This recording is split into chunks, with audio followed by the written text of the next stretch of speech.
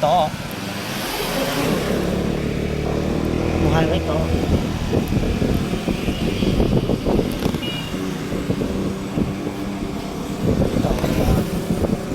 Xe một nơi to đấy một lượng luôn. Đá bằng cân tuổi đấy, đá bằng cân tuổi đấy.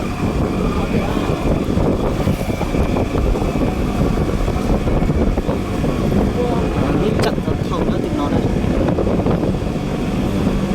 Cho nên nó sẽ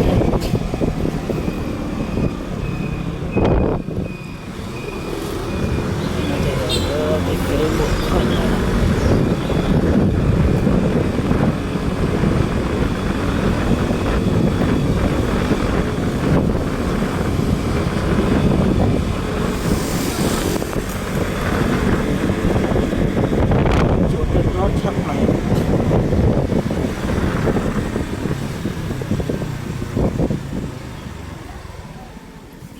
Yếu lá chính.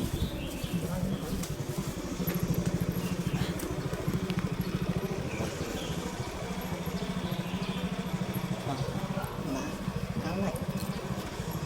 Mất có này đó gì nữa.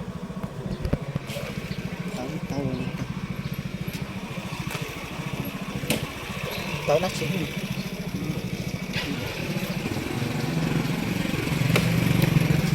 Này tôi in nó phải không?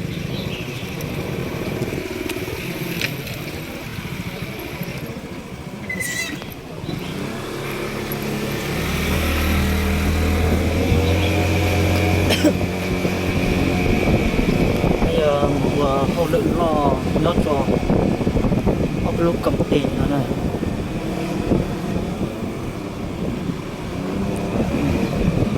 Lấy hết rồi cửa đi.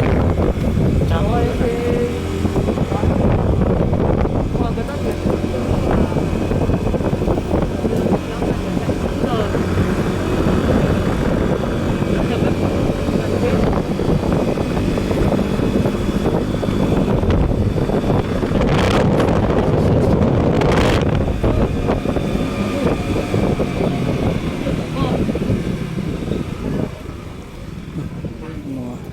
Bên chỗ cái ghế nó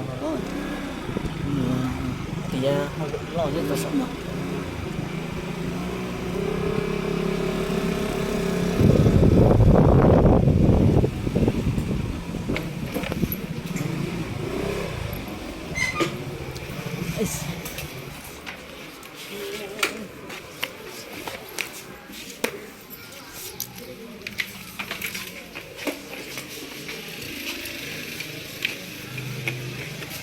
Tầm 3 hay được 25 độ được quá.